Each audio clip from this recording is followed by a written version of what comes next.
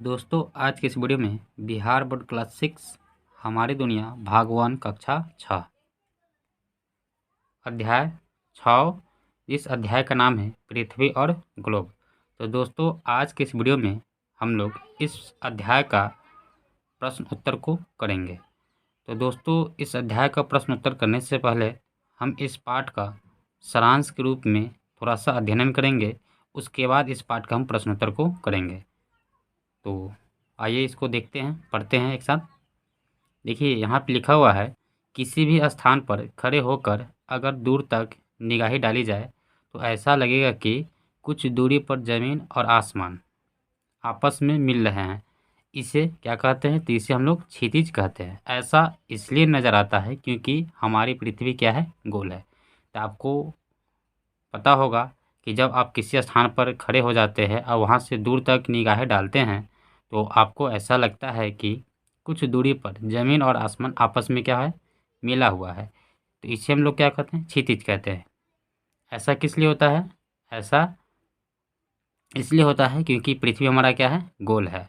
वास्तव में ऐसा नहीं होता। जब उस स्थान पे आप वहाँ पे पहुँचिएगा तो आपको फिर वहाँ पे ऐसा देखने के लिए नहीं मिलेगा। लेकिन हम आसपास के देखने पर पृथ्वी गोल नज़र ना आकर चपटी दिखती है। इनका कारण यह है कि हम एक जगह खड़े होकर पूरी पृथ्वी को एक साथ नहीं देख सकते हैं।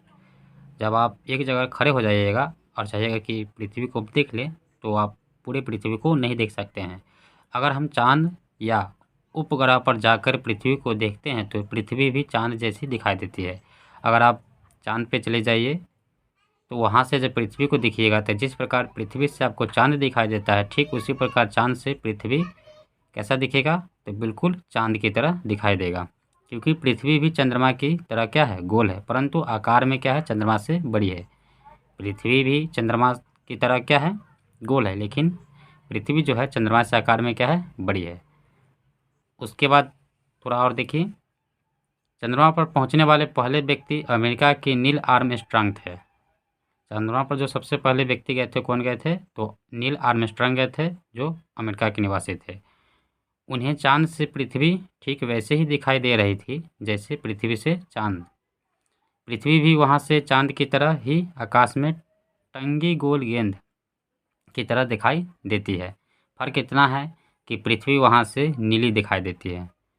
जब ये अमेरिका के नील आर्मस्ट्रांग चाँद पे सबसे पहले गए थे तो उन्होंने जब चाँद पे गया तो वहाँ पे से जो पृथ्वी को देखे तो ठीक उसी तरह दिखाई दे रहे थे जैसा कि चाँद दिखाई दे रहा था। ठीक है, फ़र्क इतना ही था कि पृथ्वी वहाँ से कैसा दिखाई दे रहा था? तो पृथ्वी वहाँ से नीला दिखाई दे रहा था। यहाँ पर ग्लोब का पिक्चर दिया हुआ है, इसमें देखिए आपको जो नीला नीला दिख रहा है ये सब क्या है? ये सब जो है पानी है। और ये जो आपको दिख रहा है ये क्या है? आपका धरती है, धरातल है। तो ये जो आपको नीला वाला भाग है इसको हम लोग क्या कहते हैं? सागर या महासागर कहते हैं। और सबसे अधिक मात्रा में जो है क्या है? तो पृथ्वी पर सबसे अधिक मात्रा में पानी है। ठीक है, और ये हमारा क्या है? तो ये धरातल है जो 7 खंडों में क्या है? विभाजित है, जिसको हम लोग क्या कहते हैं? महाद्वीप कहते हैं या महादेश कहते हैं। ठीक है, उसके बाद हम लोग मानचित्र एवं ग्लोब के बारे में थोड़ा सा जानेंगे। तो ग्लोब क्या होता है? तो ग्लोब गोल है जो मानव के द्वारा बनाया गया है, पृथ्वी का छोटा मॉडल है। जबकि मानचित्र क्या है? तो जबकि मानचित्र चौरस चपटे सतह पर बना होता है, परंतु दोनों में जल एवं थल भाग के हिस्से को विशेष रंगों से दिखाया जाता है। इतना क्लियर हो गया? उसके बाद थोड़ा सा ध्यान दीजिए, यहाँ पे ज़मीन के बड़े बड़े हिस्से जो महासागर से घिरे हुए हैं वे महादेश कहलाते हैं। ठीक है, ये जो ज़मीन के बड़े बड़े हिस्से जो आपको दिख रहे हैं यहाँ पे, ये क्या है? आपका महासागरों से घिरा हुआ है, तो इसको क्या कहेंगे? महाद्वीप कहेंगे। और इसी महाद्वीप पर गांव, नहर, नदी, नाले इत्यादि रहते हैं। महादेशों की कुल संख्या कितनी है? तो 7 है। याद रखिएगा, महादेशों की कुल संख्या 7 है। उसके बाद यहाँ पे देख लीजिए महादेश और एक बगल महासागर दिया है। तो महादेश कौन कौन है? एशिया, यूरोप, ऑस्ट्रेलिया, अफ्रीका, उत्तरी अमेरिका हो गया, दक्षिणी अमेरिका हो गया, अंटार्कटिका है। तो ये हमारा कुल 7 महादेश है, जिसमें एशिया सबसे बड़ा महादेश है। और उसके बाद आपकी बात करें तो ऑस्ट्रेलिया सबसे छोटा महादेश है। हम लोग किस महादेश में रहते हैं? तो एशिया महादेश में रहते हैं। तो ये 7 महादेश का नाम याद कर लीजिएगा। उसके बाद देखिए महासागर के बारे में दिया है। तो कौन कौन सा महासागर है? हिंद महासागर है, प्रशांत महासागर है, अटलांटिक महासागर है और एक आपका आर्कटिक महासागर है। तो अगर महासागरों की संख्या की बात करें तो महासागर की जो संख्या होगा कितना हो जाएगा? 4 हो जाएगा। तो महासागरों की कुल संख्या 4 है। ये बहुत गहरे होते हैं। इनकी औसत गहराई लगभग 4 किलोमीटर तक होती है। उसके बाद यहाँ देखिए आर्कटिक महासागर को उत्तरी एवं दक्षिणी हिम महासागर भी कहते हैं, क्योंकि अत्यधिक ठंड के कारण यहाँ बर्फ जमी रहती है। तो आर्कटिक महासागर को उत्तरी एवं दक्षिणी हिम महासागर भी कहते हैं। हिम का मतलब होता है बर्फ। इसे क्यों कहते हैं? क्योंकि यहाँ पे अत्यधिक ठंड के कारण सालों भर क्या होती है? हमेशा बर्फ जमी रहती है। ठीक है, अब हम लोग अक्षांश एवं देशांतर रेखा के बारे में जानेंगे। तो सबसे पहले जानेंगे कि अक्षांश रेखा क्या होती है। तो आप जानते हैं कि पृथ्वी क्या है? गोल है। किसी भी गोले को यदि 2 बराबर भागों में बांटा जाए तो गोले का आधा भाग गोलार्ध कहलाता है। पृथ्वी को भी उत्तरी एवं दक्षिणी 2 बराबर भागों में बांटने वाली रेखा या वृत्त भूमध्य रेखीय वृत्त होती है। भूमध्य रेखीय वृत्त को ही भूमध्य रेखा या विषुवत रेखीय भी कहा जाता है। यह सबसे बड़ा वृत्त होता है। इस रेखा से उत्तर का भाग उत्तरी गोलार्ध एवं दक्षिण का भाग दक्षिणी गोलार्ध कहलाता है। भूमध्य उसके बाद यहाँ पे देखिए पूर्व से पश्चिम की ओर खींची गई रेखा अक्षांश रेखा कहलाती है। इस चीज़ को याद रखिएगा कि पूर्व से पश्चिम की ओर जो रेखा खींची जाती है उसे हम क्या कहते हैं? अक्षांश रेखा कहते हैं। उसके बाद है भूमध्य रेखा पृथ्वी का 0 डिग्री अक्षांश है। जो भूमध्य रेखा है पृथ्वी का 0 डिग्री अक्षांश पे है, क्योंकि यह पृथ्वी के मध्य में है और इसी 0 डिग्री अक्षांश से ही अन्य अक्षांशों की गणना की जाती है। विषुवत रेखा से उत्तर 90 डिग्री एवं दक्षिण 90 डिग्री अक्षांश होते हैं। 23.5 डिग्री उत्तरी अक्षांश को कर्क रेखा एवं 23.5 डिग्री दक्षिणी अक्षांश को हम लोग मकर रेखा कहते हैं। इसको भी हम बताएंगे। आप यहाँ पे देखिए ये क्या है? आपका ग्लोब है या इसको पृथ्वी भी कह सकते हैं। तो आप यहाँ पे देखिए कि ये जो पृथ्वी है इस पे 3 रेखा है। जो बीच से रेखा गया हुआ है इसको हम क्या बोलते हैं? भूमध्य रेखा बोलते हैं। और उत्तरी गोलार्ध उत्तर में जो है 23.5 डिग्री यहाँ पे लिखा हुआ है, देखिए 23.5 डिग्री उत्तर, ये कौन सा रेखा है? तो एक कर्क रेखा है। और 23.5 डिग्री दक्षिण की बात करें तो 23.5 डिग्री दक्षिणी अक्षांश पे जो रेखा बनता है उसको क्या कहते हैं? मकर रेखा कहते हैं। ठीक है, तो ये पृथ्वी पर कितने रेखाएं हैं? तो आप ध्यान में रखिएगा। भूमध्य रेखा जो बीच से होता है, बीच से जो गुजरता है उसको भूमध्य रेखा कहते हैं। इसको विषुवत रेखा भी कहते हैं। उत्तरी 23.5 डिग्री उत्तर में जो रेखा होता है उसको कर्क रेखा, 23.5 डिग्री दक्षिण में जो रेखा होता है उसको मकर रेखा कहते हैं। ये उत्तरी ध्रुव है, ये आपका दक्षिणी ध्रुव है। उसके बाद यहाँ पे देखिए भूमध्य रेखा वृत्त के उत्तर की ओर तथा दक्षिण की ओर जाने पर वृत्त क्रमशः छोटा होता जाता है। अब देखिए ये भूमध्य रेखा है ना, बीच में भूमध्य रेखा है। तो भूमध्य रेखा के उत्तर की ओर आप जाइएगा तो यहाँ पे क्या बोला है कि वृत्त क्रमशः छोटा हो जाता है। तो आप देखिए यहाँ से इधर की ओर जा रहे हैं तो क्या है? धीरे धीरे धीरे इसका साइज क्या हो रहा है? घट रहा है। तो उत्तर से जब भूमध्य रेखा को उत्तर जाइएगा तो वृत्त छोटा होगा, दक्षिण भी आइएगा तो क्या होगा? वृत्त छोटा हो जाएगा। समझे? तो वही चीज़ यहाँ पे बताया गया है कि भूमध्य रेखा के वृत्त के उत्तर की ओर तथा दक्षिण की ओर जाने पर यह वृत्त क्रमशः छोटा होता चला जाता है। ठीक है, 90 डिग्री उत्तरी तथा 90 डिग्री दक्षिणी अक्षांश को क्रमशः उत्तरी एवं दक्षिणी ध्रुव भी कहते हैं। 90 डिग्री उत्तरी जो है यहाँ पे देख लीजिए 90 डिग्री है तो इसको उत्तरी ध्रुव तथा 90 डिग्री दक्षिणी जिसको दक्षिणी ध्रुव भी कहते हैं। यह अक्षांश वृत्त न होकर मात्र एक बिंदु है। यहाँ पे कोई वृत्त नहीं है, यहाँ पे क्या बन जाता है? बिंदु बन जाता है।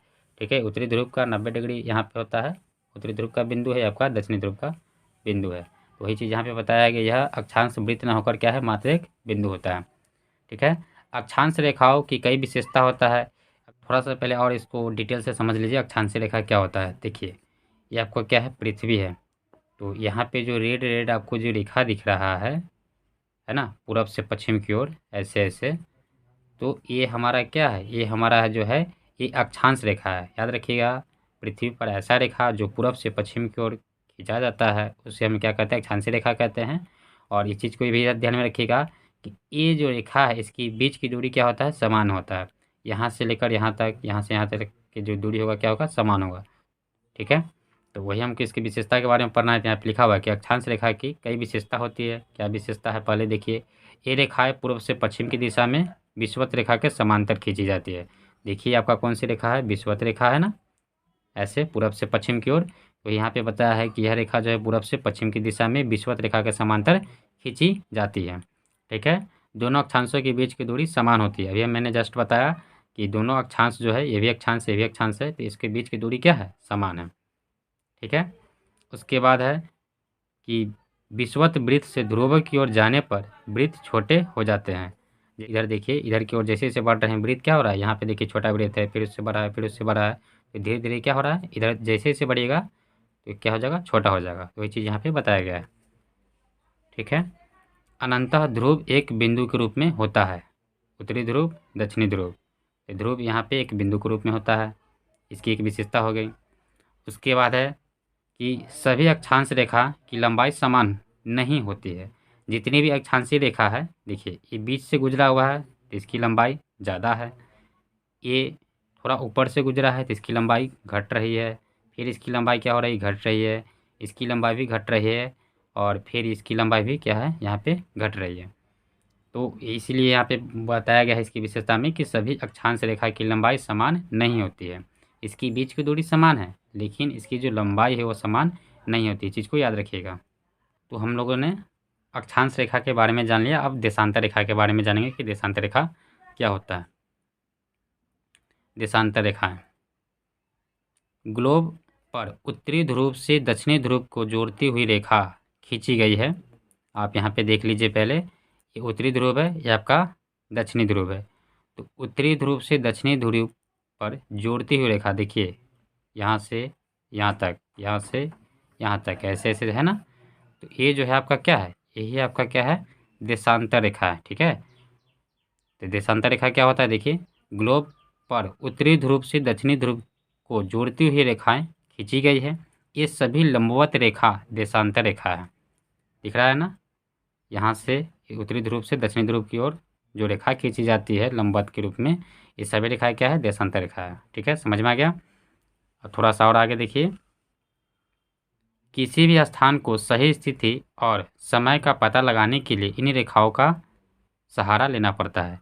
अगर आप किसी भी स्थान को सही स्थिति को पता लगाना चाहते हैं या समय का पता लगाना चाहते हैं तो आपको देशांतर रेखा का ज्ञान होना आवश्यक है। तो देशांतर रेखा हमें क्या बताता है, समय का निर्धारण करता है और किसी स्थान की सही स्थिति को बताता है। इस चीज़ को याद कर रखिएगा।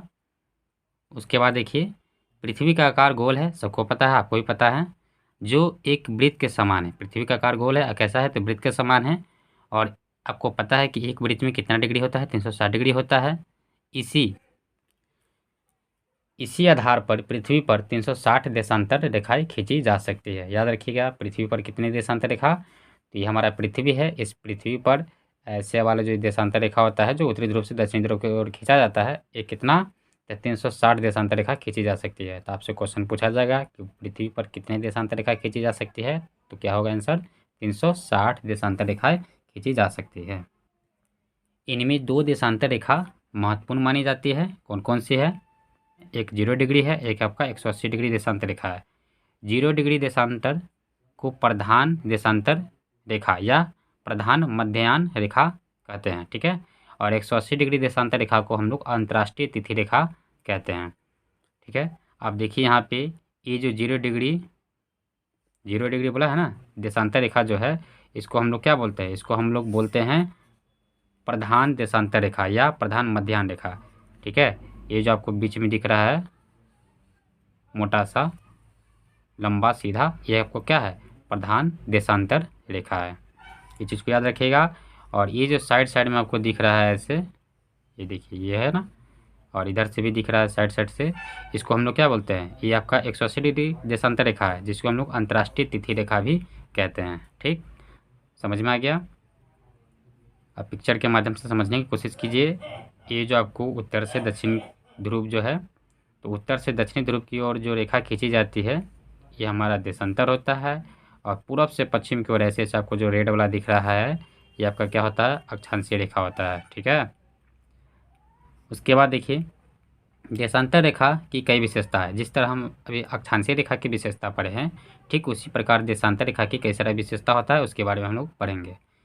क्या है पहली विशेषता, ये रेखाएं अर्धवृत्ताकार होती है। ठीक है, ये जो रेखाएं हैं कैसी होती है, तो ये जो रेखाएं होता है अर्धवृत्ताकार होता है, वृत्त जैसा नहीं होता है, अर्धवृत्ताकार होता है। इस चीज़ को याद रखिएगा, विपरीत भाग के अर्धवृत्त मिलकर पूर्ण रूप बनाती है। जैसे 0 डिग्री और 180 डिग्री मिलकर एक पूर्ण वृत्त बनाते हैं। इनकी लंबाई समान होती है।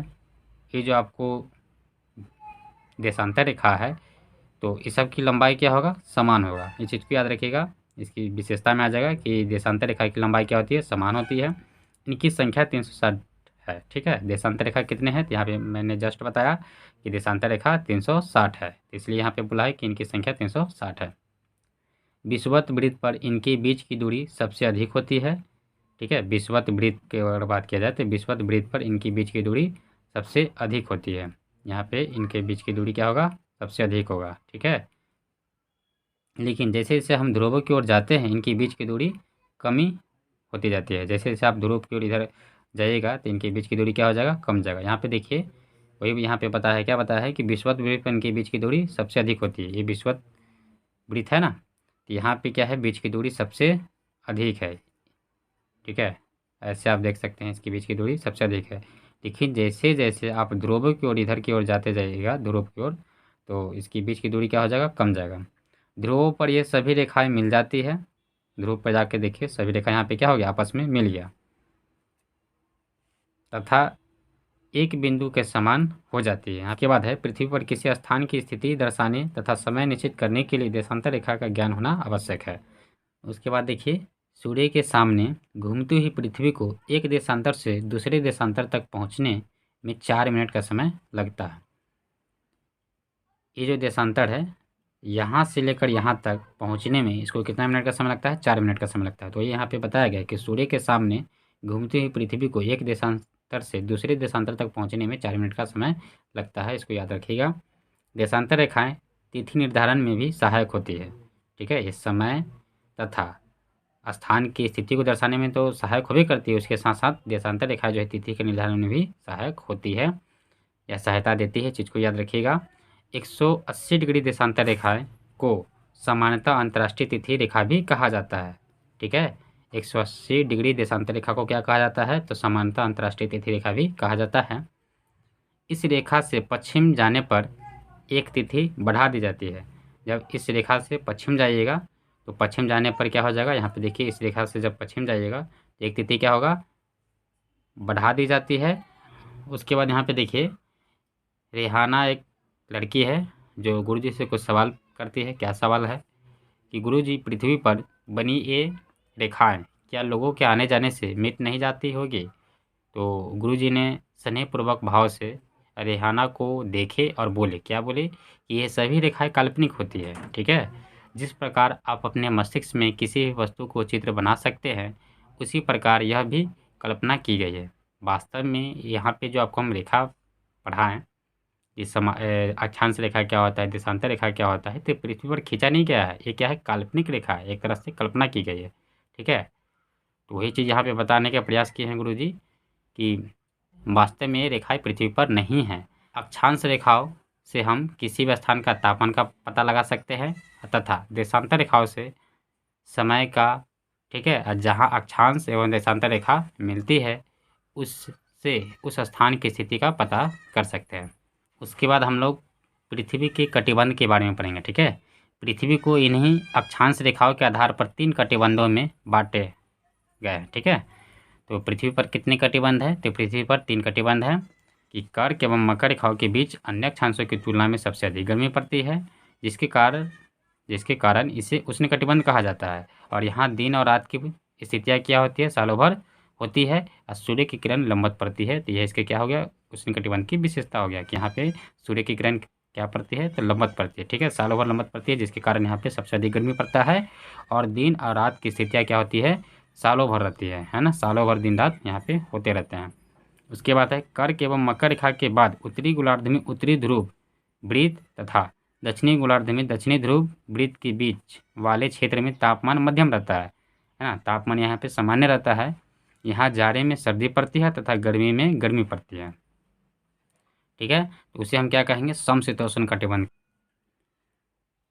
आपको बता देना कि इसे क्या कहेंगे, समशीतोष्ण कटिबंध कहेंगे। और यहाँ पे अगर बात करें तो दिन और रात की स्थितियाँ होती है, परंतु सूर्य की किरणें कभी लंबवत नहीं पड़ती है। समशीतोष्ण कटिबंध की क्या बात है या क्या विशेषता है, तो यहाँ पर तो दिन और रात की स्थितियाँ होती है, परंतु सूर्य की किरण जो है यहाँ पे लंबवत नहीं पड़ता है। ठीक है, उसके बाद है कि उत्तरी गोलार्ध में उत्तरी ध्रुव तथा दक्षिणी गोलार्ध में दक्षिणी ध्रुव के क्षेत्रों में सालों भर ठंड पड़ती है। उत्तरी गोलार्ध जो है, उत्तरी गोलार्ध के उत्तरी ध्रुव में तथा दक्षिणी गोलार्ध जो है आपको यहाँ पे इसके दक्षिणी ध्रुव में सालों भर क्या पड़ती है, ठंड पड़ती है। इसलिए इसे शीत कटिबंध कहा जाता है। यहाँ पर 6 महीना दिन होता है और 6 महीना रात होता है। कहाँ पे, शीत कटिबंध में। अब इसको हम थोड़ा सा इसमें समझेंगे। आप देखिए क्या है, पृथ्वी है, तो ये पृथ्वी की जो बीचे बीच से जो रेखाएं आपको गुजर रहा है, इसको क्या कहते हैं, विषुवत रेखा कहते हैं, या इसको आप भूमध्य रेखा भी कहते हैं। इस रेखा को हम लोग भूमध्य रेखा कहते हैं। 0 डिग्री से 23.5 डिग्री उत्तर तथा 0 डिग्री से 23.5 डिग्री दक्षिण का जो भाग है, यहाँ पे उष्णकटिबंध पाया जाता है। ठीक है, उसके बाद अगर बात करें तो यहाँ पे सूर्य है, तो सूर्य का जो प्रकाश यहाँ पर क्या पड़ता है, लंबवत पड़ता है, सीधा पड़ता है। इसलिए यहाँ पे 0 डिग्री उत्तरी, 0 डिग्री से 23.5 डिग्री उत्तर तथा 0 डिग्री से 23.5 डिग्री दक्षिण वाले भाग में हमेशा क्या पड़ता है, गर्मी पड़ता है। ठीक है, यहाँ दिन रात की स्थिति बनी रहती है सालों भर।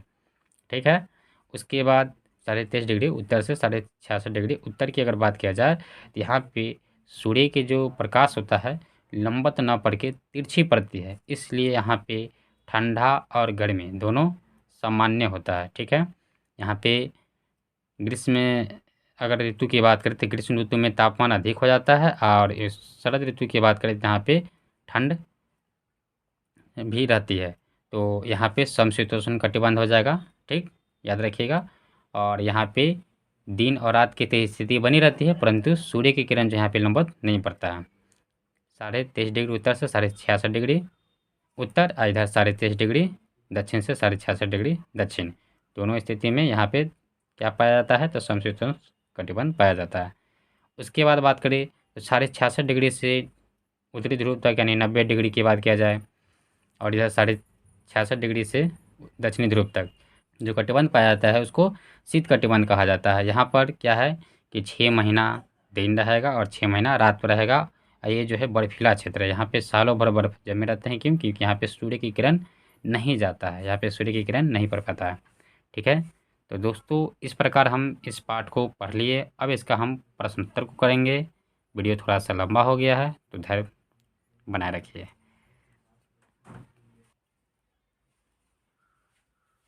अभ्यास में यहाँ पे कुछ प्रश्न दिया है, ऑब्जेक्टिव टाइप क्वेश्चन है, जिसमें 4 विकल्प है और 4 विकल्प में से कोई एक विकल्प सही होगा। उस सही विकल्प को हमको टिक करना है। तो क्वेश्चन नंबर 1 है, सही विकल्प को चुनें। तो पहला क्वेश्चन है कि एक देशांतर से दूसरे देशांतर की दूरी तय करने में सूर्य को कितना समय लगता है। तो आपको हम पीछे पढ़ा दिए हैं कि कितना मिनट समय लगता है, तो 4 मिनट समय लगता है। यहाँ पे 4 मिनट को टिक कर देंगे। उसके बाद है क्वेश्चन नंबर 2 कि सबसे अधिक गर्मी कहाँ पड़ती है। तो ये भी आपको हम बता चुके हैं कि सबसे अधिक कहाँ गर्मी पड़ेगी, उष्णकटिबंध में, है ना। यहाँ पे सूर्य का किरण क्या होता है, लंबवत पड़ता है, इसलिए यहाँ पे सबसे अधिक गर्मी पड़ती है। तो इसका आंसर क्या हो जाएगा, उष्णकटिबंध। ठीक है, उसके बाद क्वेश्चन नंबर 3 है, कर्क रेखाएँ हैं। तो कर्क रेखा है किधर है, तो 23.5 डिग्री उत्तरी अक्षांश में। कर्क रेखा कहाँ है, तो 23.5 डिग्री उत्तरी अक्षांश में। आप यहाँ पे देखिए कर्क रेखा किधर है, तो 23.5 डिग्री उत्तर में है ना, इसलिए इसका 23.5 डिग्री उत्तरी अक्षांश हो जाए। उसके बाद क्वेश्चन नंबर 4 है, अंतर्राष्ट्रीय तिथि रेखा से पूर्व जाने पर क्या होता है। तो अंतर्राष्ट्रीय तिथि रेखा से पूर्व जाने पर क्या होता है, तो एक तिथि घट जाती है। आप यहाँ पे देखिए, आपको हम ये बता चुके हैं कि अंतर्राष्ट्रीय तिथि रेखा भी यहाँ पे देखिए, इस रेखा से पश्चिम जाने पर एक तिथि बढ़ जाती है तथा पूर्व जाने पर एक तिथि घट जाती है ना। तो इस प्रकार हम क्वेश्चन नंबर 1 को कर लिए। अब क्वेश्चन नंबर 2 को सॉल्व करेंगे। ठीक है, खाली जगहों को भरिए। क्वेश्चन नंबर 2 क्या है? खाली जगहों को भरिए। तो 2 का पहला क्वेश्चन है 23.5 डिग्री दक्षिणी अक्षांश को डैश रेखा कहा जाता है। तो आप यहाँ पे देखिए कि 23.5 डिग्री उत्तरी अक्षांश को हम लोग कर्क रेखा कहते थे ना। तो यहाँ पे क्या बोला है कि 23.5 डिग्री दक्षिणी अक्षांश को डैश रेखा कहते हैं। तो 23.5 डिग्री दक्षिणी अक्षांश को हम लोग क्या बोलेंगे? मकर रेखा कहेंगे। क्या बोलेंगे? मकर रेखा। तो यहाँ पे क्या भर दीजिएगा? मकर रेखा। ठीक है, उसके बाद 2 में है 180 डिग्री देशांतर रेखा है। 180 डिग्री देशांतर रेखा डैश तिथि रेखा है। तो आप यहाँ पे देखिए कि 180 डिग्री देशांतर रेखा को अंतर्राष्ट्रीय तिथि रेखा भी कहते हैं ना। तो इसलिए यहाँ पे क्या हो जाएगा? अंतर्राष्ट्रीय तिथि रेखा हो जाएगा। तो हम लोग यहाँ पे क्या भर देंगे? 180 डिग्री देशांतर रेखा अंतर्राष्ट्रीय। तो यहाँ पे हमने भर दिया अंतर्राष्ट्रीय तिथि रेखा है। ठीक है, उसके बाद है 3 में कि पृथ्वी पर कुल डैश ताप कटिबंध है। तो अभी हमने जस्ट थोड़ा देर पहले पढ़ाए थे कि पृथ्वी पर टोटल कितने ताप कटिबंध है। तो टोटल 3 ताप कटिबंध है। देखिए यहाँ पे पहला है आपका उष्ण कटिबंध, दूसरा है समशीतोष्ण कटिबंध, तीसरा है शीत कटिबंध। यहाँ पे क्या लिख देंगे? 3 लिख देंगे। ठीक है, उसके बाद 4 में है पृथ्वी पर कुल डैश देशांतर रेखा या रेखाएं खींची जा सकती है। तो आपको हम पढ़ा चुके हैं कि पृथ्वी पर कुल कितना देशांतर रेखाएं खींची जा सकती है? तो 360 देशांतर रेखाएं खींची जा सकती है। अगर आप वही आपसे क्वेश्चन पूछता है कि पृथ्वी पर कुल कितने अक्षांशीय रेखा हैं, तो पृथ्वी पर कुल 180 अक्षांशीय रेखा हैं। इस चीज़ को याद रखिएगा। ठीक है, उसके बाद है डैश रेखाओं की मदद से समय का ज्ञान होता है। आपको हम पढ़ा चुके हैं कि वह कौन सी रेखा है? देशांतर रेखा। देशांतर रेखा की मदद से हम लोग समय का पता लगाते हैं। तो यहाँ पे क्या भर देंगे? यहाँ पे भर देंगे हम लोग देशांतर रेखा। देशांतर रेखाओं की मदद से समय का ज्ञान होता है। इस प्रकार हम लोग क्वेश्चन नंबर 2 को सॉल्व कर लेंगे। अब क्वेश्चन नंबर 3 को सॉल्व करेंगे। क्वेश्चन नंबर 3 है कम शब्दों में उत्तर दे, है ना। हमको कम शब्द में इसका उत्तर देना है। तो 3 का क है पृथ्वी के दिए गए नमूने का क्या नाम है। तो आपको हम पढ़ा चुके हैं कि पृथ्वी के दिए गए नमूने का क्या नाम है। तो आपको पता होगा क्या नाम है? ग्लोब है। ठीक है, तो यहाँ पे हम लिख देंगे कि पृथ्वी के दिए गए नमूने का नाम ग्लोब है। उसके बाद ख में है पृथ्वी का नमूना किस आकृति का होता है। तो आपको पता है कि पृथ्वी का नमूना किस आकृति का होता है? तो गोलाकार आकृति का होता है। तो यहाँ पे लिख देंगे। तो हमने लिख दिया पृथ्वी का नमूना गोलाकार आकृति का होता है। उसके बाद ग में है इस नमूने की आकृति वाले किन्हीं अन्य 2 वस्तु का नाम लिखे। तो आपको पता होना चाहिए कि इस नमूने किस की बात कर रहा है? ग्लोब की बात कर रहा है। तो इसके जैसे अन्य 2 वस्तुओं का नाम लिखना है। तो इसके जैसे अन्य 2 वस्तु क्या हो सकता है? तो हो सकता है संतरा, और क्या हो सकता है? तो हो सकता है खरबूजा, है ना। खरबूजा भी इसी की तरह दिखाई देता है। उसके बाद घ है पृथ्वी के इस नमूने पर कौन सी रेखाएं बनी हैं, उनके नाम लिखे। तो ये हमारा जो पृथ्वी है इस पर बहुत सारी रेखाएं बनी हुई है। आप यहाँ पे देख सकते हैं कि हमारा क्या है? पृथ्वी है। तो इस पर कौन कौन सी रेखा है? कर्क रेखा है, भूमध्य रेखा है, मकर रेखा है। इसके अलावा यहाँ पे आप देख सकते हैं तो कौन सी रेखा है? तो ये आपको देशांतर रेखा है। और ये कौन सी रेखा है? तो ये जो हमारा है यहाँ पे देखिए, ये जो हमारा है अक्षांशीय रेखा है। तो लिख देंगे इसको। तो उसी चीज़ को हम यहाँ पे लिख दिए कि पृथ्वी पर कई रेखाएं बनी हैं? देशांतर रेखा, कर्क, मकर, अक्षांशीय रेखा। ठीक है, उसके बाद अंग में है इस नमूने के अलावा आप और किन माध्यमों से पृथ्वी पर स्थिति या स्थित किसी स्थान का पता लगा सकते हैं। तो क्वेश्चन में क्या बोला गया है कि इस नमूने यानी ग्लोब के अलावा आप किन माध्यमों से पृथ्वी पर स्थित किसी स्थान का पता लगा सकते हैं। तो इसका आंसर हो जाएगा, क्या हो जाएगा? आप दिशा सूचक यंत्र के द्वारा भी पृथ्वी पर किसी स्थान का पता लगा सकते हैं। इसके अलावा आप जो आकाश में आपका कौन सा तारा होता है? ध्रुव तारा। ध्रुव के तारा के माध्यम से भी आप लोग पृथ्वी के किसी स्थान का पता लगा सकते हैं। तो यहाँ पे लिख देंगे। तो उसी चीज़ को हम यहाँ पे लिख दिए हैं कि ध्रुव तारा दिशा सूचक यंत्र के द्वारा हम पृथ्वी के किसी भी स्थान का पता लगा सकते हैं। ठीक है, उसके बाद क्वेश्चन नंबर 4 है कि निम्नलिखित प्रश्नों के उत्तर दे। तो क्वेश्चन नंबर 4 का पहला क्वेश्चन है कि अक्षांश वृत्त किसे कहते हैं। तो आइए इसको हम सॉल्व करते हैं। पहला क्वेश्चन था कि अक्षांश वृत्त किसे कहते हैं, तो इसका आंसर हो जाएगा कि भूमध्य रेखीय वृत्त एवं किसी स्थान के बीच जो कोण बनता है उसे उस स्थान का अक्षांश वृत्त कहते हैं। ठीक है, आप लिख लीजिएगा कि भूमध्य रेखीय वृत्त एवं किसी स्थान के बीच जो कोण बनता है उसे उस स्थान का अक्षांश वृत्त कहते हैं। उसके बाद क्वेश्चन नंबर 2 है कि दो प्रमुख अक्षांश रेखाओं का नाम बताएं। तो इसका आंसर क्या हो जाएगा, दो प्रमुख अक्षांश रेखा कौन कौन से है उसका नाम बताना है। यहाँ पे लिख देंगे दो प्रमुख अक्षांश रेखा निम्नलिखित है, कौन कौन है, कर्क रेखा और मकर रेखा। ठीक है, तो इस प्रकार हम क्वेश्चन नंबर 2 को आंसर लिख लेंगे। उसके बाद क्वेश्चन नंबर 3 है पृथ्वी पर कितने कटिबंध है, इन कटिबंधों की विशेषता लिखे। तो आइए इसको विशेषता को देखते हैं। तो हम लिखेंगे पृथ्वी पर 3 कटिबंध है, कौन कौन सा कटिबंध है। पहला है आपका उष्ण कटिबंध, दूसरा है समशीतोष्ण कटिबंध और तीसरा है शीत कटिबंध। अब इस कटिबंध की विशेषता क्या है, तो पहला था आपका उष्ण कटिबंध की विशेषता। तो उष्ण कटिबंध की विशेषता क्या है, यह भूमध्य रेखा के क्षेत्र है जहाँ सूर्य की किरणें लंबवत पड़ती है और यहाँ पर सालों भर गर्मी पड़ती है। उसके बाद है समशीतोष्ण कटिबंध की विशेषता।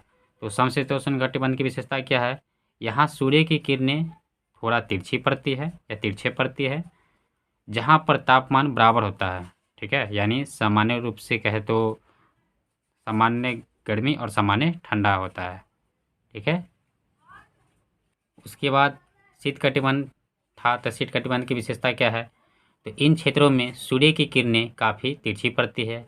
आपको पिक्चर के माध्यम से बता चुके हैं कि शीत कटिबंध में सूर्य की प्रकाश जो है एकदम तिरछी पड़ती है, इसलिए वहाँ पर हमेशा ठंडा पड़ती है ना, यानी वहाँ पे हमेशा सालों भर बर्फ़ जमी रहती है तथा वहाँ पर 6 महीना दिन और 6 महीना रात होता है। तो इसकी क्या हो गया, विशेषता हो गया, आप इसको लिख लीजिएगा। उसके बाद क्वेश्चन नंबर 4 है कि देशांतर रेखा किसे कहते हैं। तो देशांतर रेखा वह काल्पनिक रेखा है जो उत्तरी ध्रुव से दक्षिणी ध्रुव तक खींची जाती है, यानी जो उत्तरी ध्रुव से दक्षिणी ध्रुव की ओर खींची गई रेखा जो होती है वो आपका क्या कहलाती है, देशांतर रेखा कहलाती है। इसे देशांतर रेखा कहते हैं। ठीक, कुल देशांतर रेखा की बात करें, कुल देशांतर रेखा कितना होता है, 360 होता है। यह समय का निर्धारण करने में मदद करता है। देशांतर रेखा जो होता है हमको समय को बताता है और कुल देशांतर रेखा की बात करें तो कितना हो जाता है, 360 हो जाता है।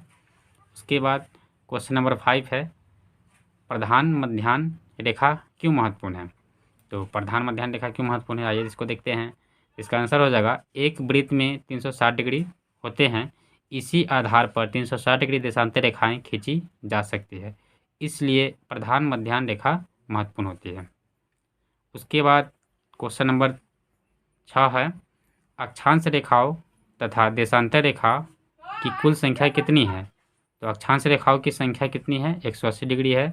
सॉरी, अक्षांश रेखा की कुल संख्या कितनी है, 180 है, और जबकि देशांतर रेखाओं की संख्या कितनी है, 360 है। दोस्तों इस प्रकार हम क्वेश्चन नंबर 4 के सारे प्रश्न का उत्तर को कर लिए। अब हम क्वेश्चन नंबर 5 को नहीं करेंगे क्योंकि क्वेश्चन नंबर 5 को सॉल्व करने के लिए आपको ग्लोब चाहिए और आपके पास ग्लोब है तो उसको देख लीजिएगा और खुद से कर लीजिएगा, ये आसान है, हो जाएगा। तो दोस्तों आज के लिए इतना ही, अब हम नेक्स्ट वीडियो में मिलेंगे।